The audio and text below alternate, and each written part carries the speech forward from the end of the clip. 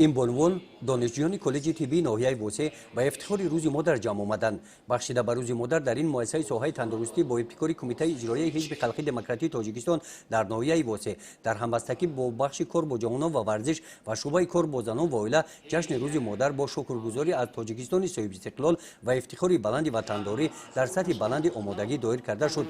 در این چهاربینی در معروضه‌های برآمد کنندگان بخشیده به روز مادر فعالیت پرثمر دانشجویان در سمت از خود نمودن دانش‌های طبی و دستاوردهای آموزگاران کارهای علمی و نوگانی‌های تازه در این ساحه پیشنهاد گردیده که باعث افتخار تاجیکستان است قید کرده شدند. تاکید گردید که امروز برای علم و دانش آموزی و صاحب کسب و هنر گردیدن بانوان از جانب حکومت مملکت تمام شرایط‌ها مهیا کرده شده است.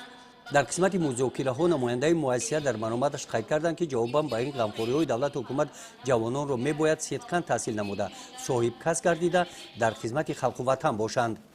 قید گردید که در ناحیه وسه 68% کارمندان ساحه تندرستی را زنان و بانوان تشکیل می‌دهند. در برابر فعالیت پرثمر همچنین زنان بانوی خاندان در اویله در تعلیم و تربیت فرزندان مسئولیت بلند دارند. مهنت و زحمت دانشجویان و معلمان را به نوبت گرفته در این روز مبارک به افتخار روز مادر از نام کمیته اجرایی حزب خلقی دموکراتیک تاجیکستان در ناحیه وسه و بخش کار با جوانان و ورزش ناحیه در چنین محیط ادانه به یک چند نفر دانشجویان و آموزگاران این مؤسسه سپاسنامه‌ها تقدیم کرده شدند. در دایره چهاربینی‌های ادانه کمیته اجرایی حزب خلقی دموکراتیک تاجیکستان در ناحیه وسه و بخش کار با جوانان و ورزش بخشیده به روز مادر در لیسه دولتی رقم 1 در این روز در موضوع موقع زن مادر در جامعه میز گرد دایر گردید.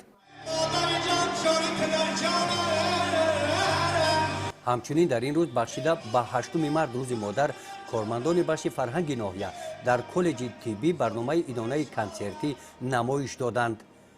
گزارش خواجه نظریف خدای نظر ظهوروف از ناحیه وسه برای برنامه اطلاعاتی نوید